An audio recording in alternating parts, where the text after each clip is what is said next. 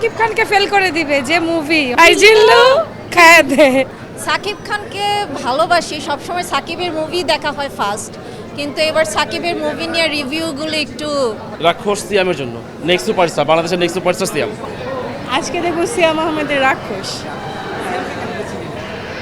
কারণ আমি Prince movie review খারাপ দেখছি এই জন্য দেখতেছি। সিয়ামের মুভি আমার দেখা হয় নাই, এই জন্য আজকে এবার ফার্স্ট দেখবো। না, আমি অনেক এক্সাইটেড কালকে থেকে যে সিনেমা দেখতে আসবো। জ্বর নিয়ে আসছে 104 ডিগ্রি জ্বর নিয়ে আসছে। জ্বর ছিল তারপর আসছি। সিয়ামের বড় ফ্যান আমরা ভাই। এর আগে আপনার জঙ্গলি দেখছি, জঙ্গলিটা অনেক ভালো লাগছে, এই জন্য এবার আসছি, দেখি কি করছে।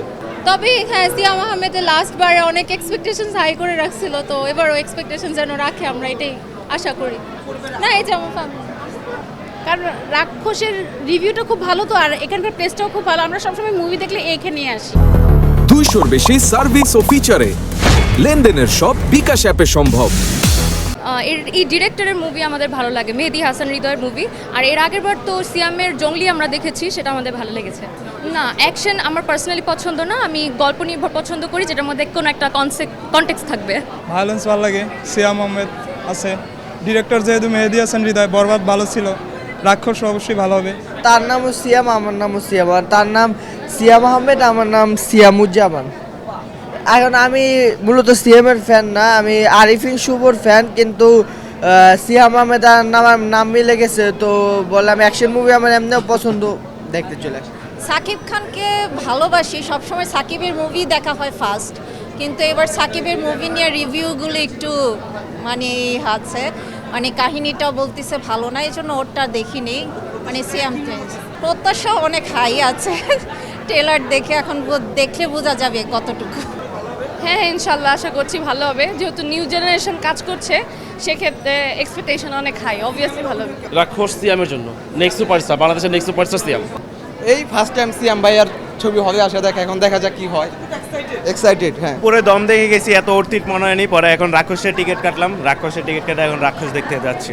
অনেক হাই, মেহেদী হাসান হৃদয় পরিচালিত, আগেও বরবাদ দেখেছিলাম, খুব ভালো লাগছিল, এখন তাই আবার রাক্ষস ভাই, রাক্ষস রাক্ষস জি জি নিচ্ছি।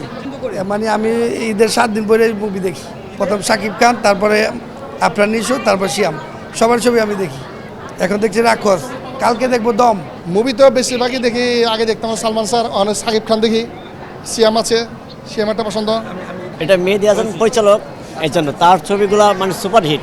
টিজারটা দেখে মনে হলো যে ফিল্মটা ভালো হবে। গতকাল প্রিন্স দেখা হয়েছিল, কিন্তু আশানুরূপ ভালো হয়নি।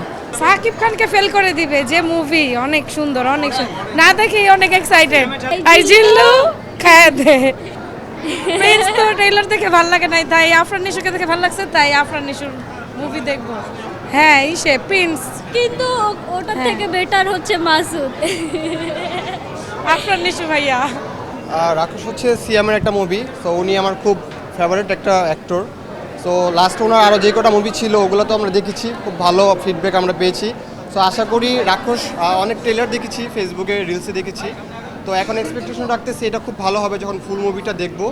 সো আমরা চাই যে সিয়াম হতে শুরু করে এবং যারা ডিরেক্টর এবং প্রযোজক আছে এরকম ভালো ভালো মুভি আমাদেরকে উপহার দেখ, আমরা যাতে দেশের বাইরের মুভিগুলোর প্রতি ইন্টারেস্টেড না থাকি, আমাদের দেশের মুভিগুলো যাতে আমরা প্রাউড ফিল্ডে আমরা দেখতে পারি।